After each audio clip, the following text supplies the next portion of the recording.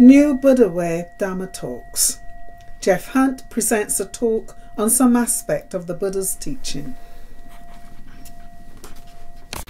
So for any gardener, there's a little bit of a tussle going on between growing the fruit and hindrances or obstacles along the way. So the question I want to ask you is just, you're already doing this, you're already embarked on the path of growing your fruit. Of course, one needs a lot of patience. You know, you put in an apple tree and it might be a couple of years if you're lucky. It might be several years before you see anything. So I'm sure you've already seen that patience is a factor, which is maybe why a lot of people are interested in the path, but not so many actually follow it, because it actually requires sustaining some effort.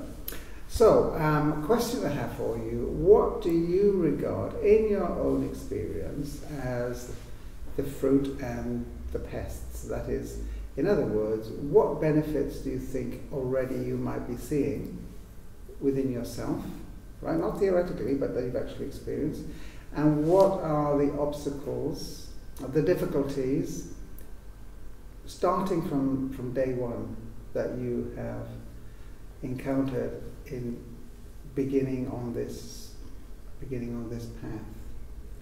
So it's over to you really, because I'm going to simply ask these questions and see what you come up with. So where do you want to start with, the benefits or the difficulties? Shall we be positive and start with the benefits? Yeah. Does anyone like to say anything? Because I know some of us have only been here once or twice, others have been coming several years, so of course some will have great big pumpkins by now, and others will have one or two little raspberries.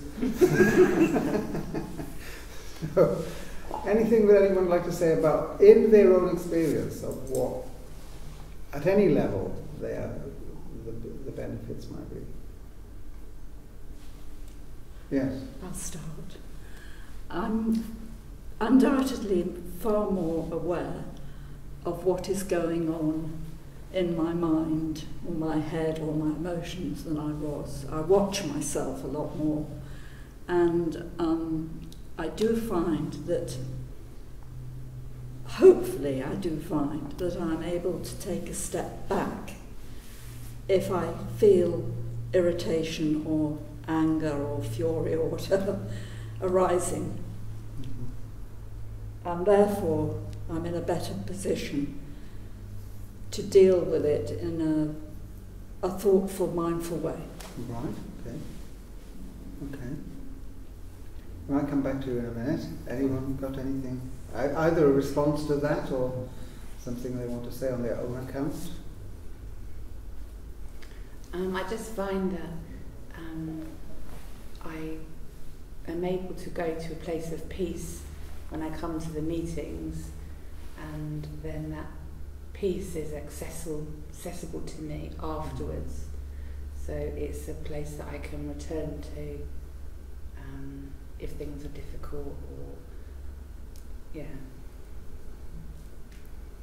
Okay, yes, good. Any other benefits, small or big, or even medium-sized?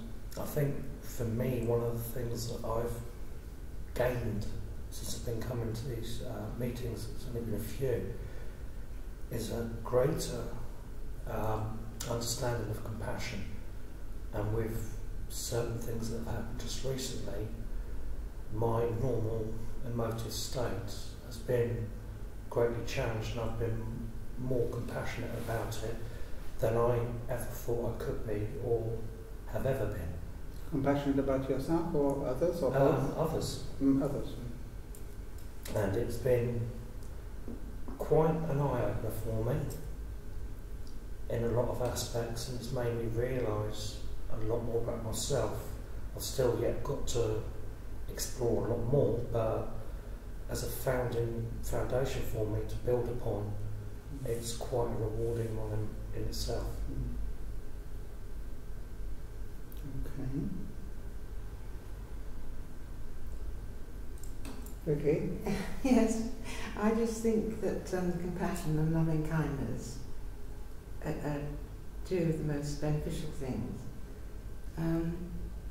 But unfortunately, in my case, I'm, able to offer it to others, but not to myself. There's a great big thing to learn there. Every week, every time I come, I'm aware of that. So that's for and against. Right. Well, we might come back to that when we deal with the difficulties then. The inability to be compassionate with oneself. Let's come back to that in a moment.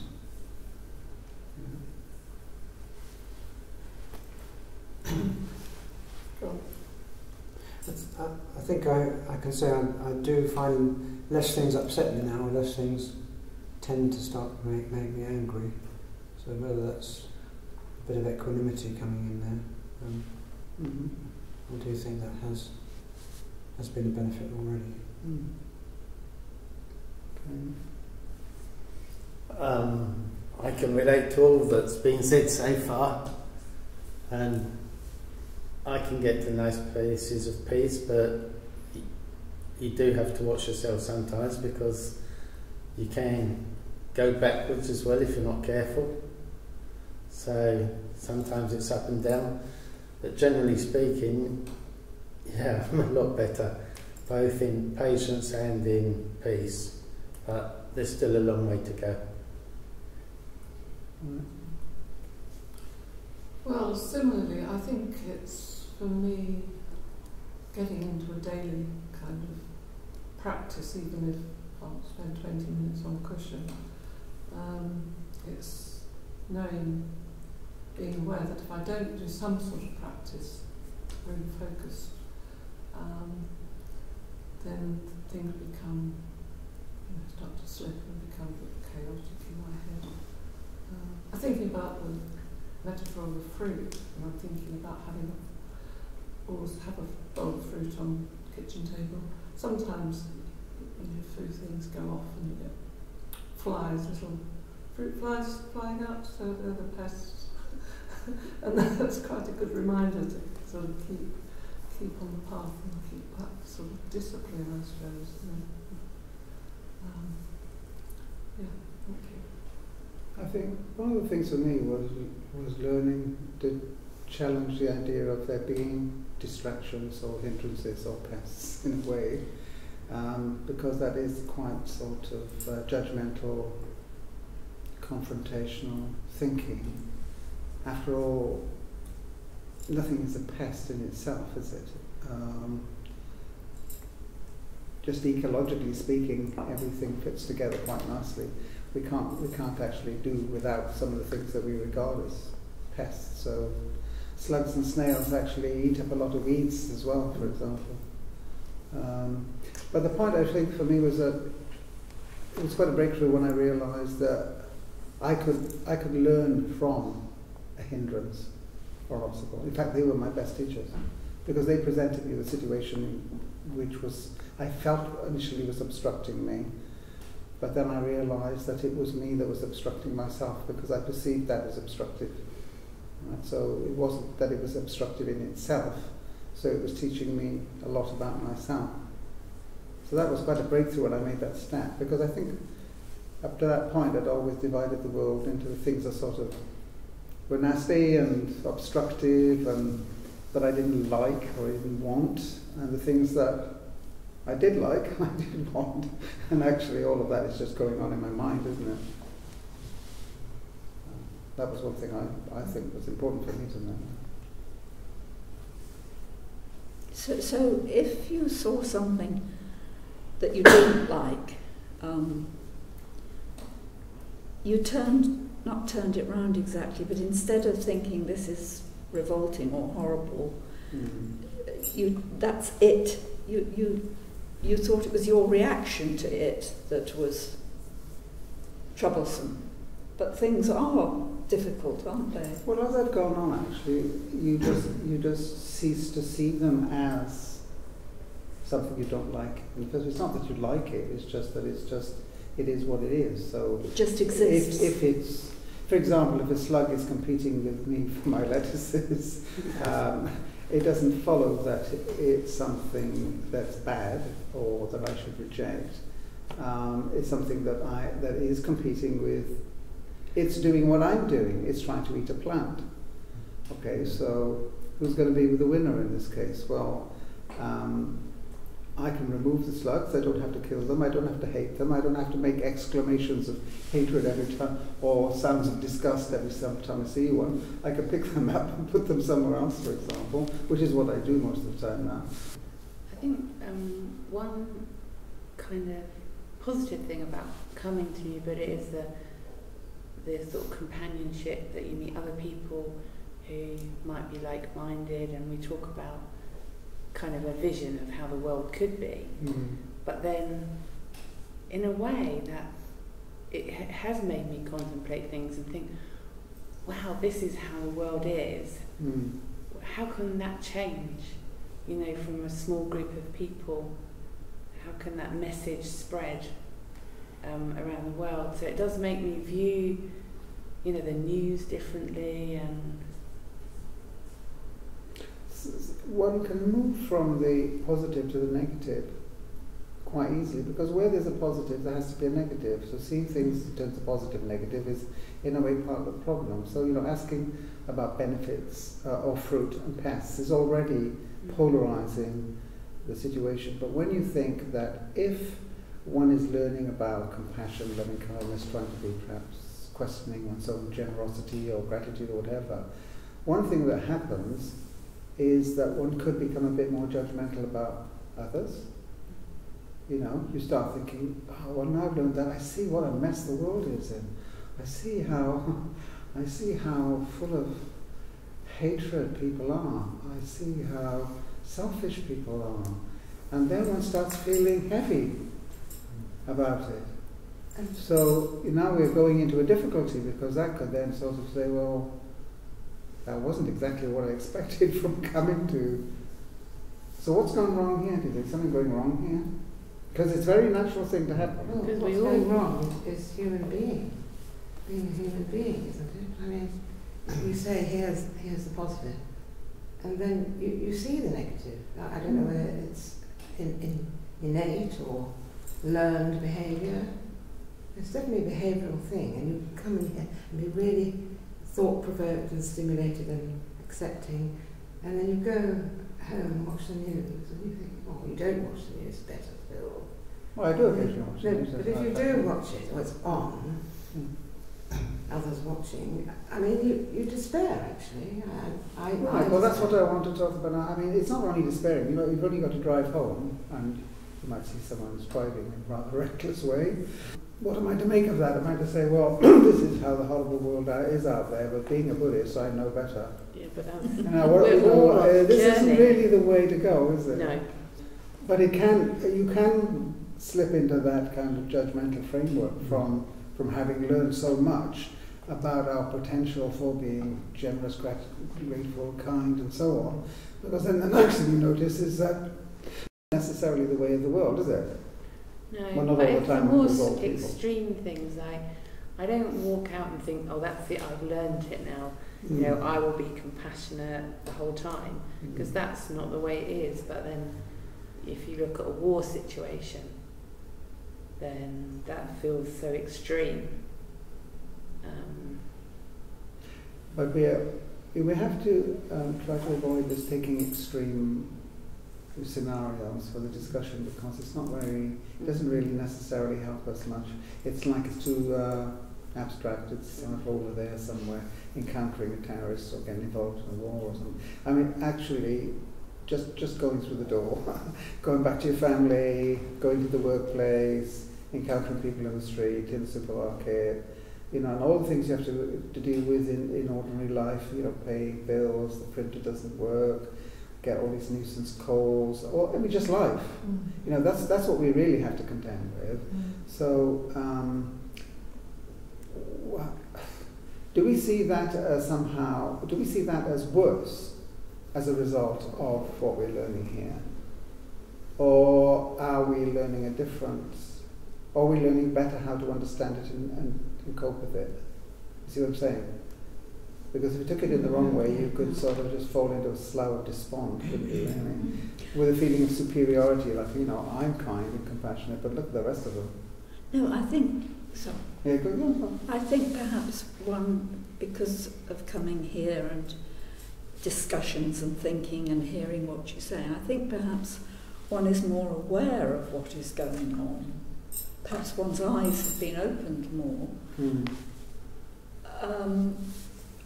But I don't think one necessarily views yourself as better than them, because you're all in the same boat to a certain extent.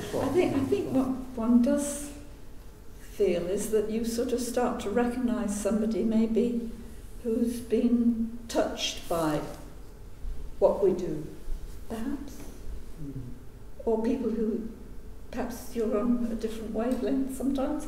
But I would be very hesitant to.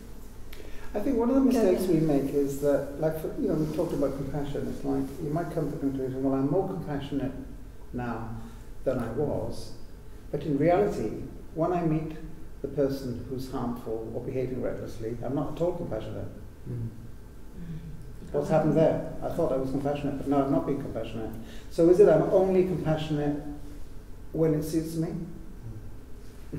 When it's easy. This is one thing I'd like to say a bit about that, actually, really, because you're saying that you go into total despondency and despair about what's going on around you in the world, and that's very true. But that doesn't really get you anywhere. And you have to remember that the Buddha's teaching is about freedom from suffering. And the first person that affects is you yourself. So no matter what's going on around you, always come back to yourself to remember not to let yourself suffer. And you can only try and help people in situations that you're actually in. So that's where it starts. You can help your colleagues at work maybe, or your children, and just show it gently. You might not be able to change the world, but you can change your world probably. Thank you. How do you, one way to handle on this is, how do you deal with a situation in which someone that you care about, for example, one of your own children, is taking a course of action which you think is, well, it's going to be harmful to them or to others, and you can just see it really quite clearly, but they're quite hell-bent really on proceeding in that way. Now, since you are this is not a stranger, it's easier now to see how you might try to handle that, not by yelling at them or throwing them out of the house, but, which of course you might do, but you might, on the other hand, try to handle it in a more gentle way on the basis of they don't really understand the situation they're in, or they don't understand it in the longer term, they're only looking at it in the short term. In other words, you would try to find a way of bringing them around, because you would feel compassion for them since they're your own child. So I suppose extending that, you might say, well, could we extend that attitude to the whole human race? That you just say, well, that's how we are, and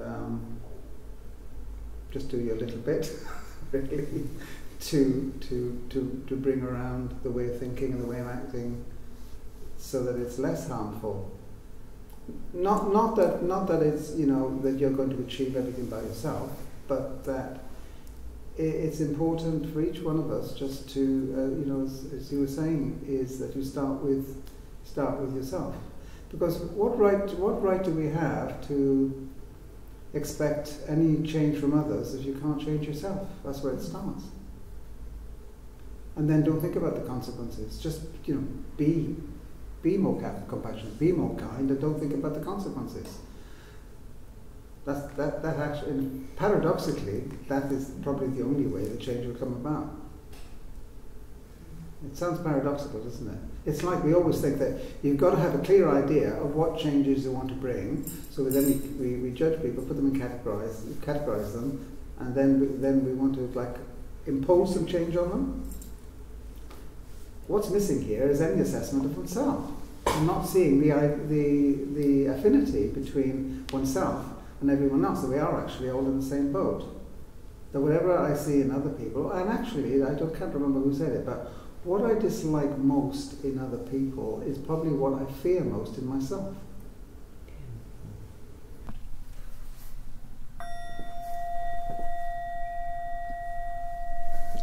New Buddha way lets go of East and West and starts afresh in the life we have now. For more information, visit www.newbuddhaway.org.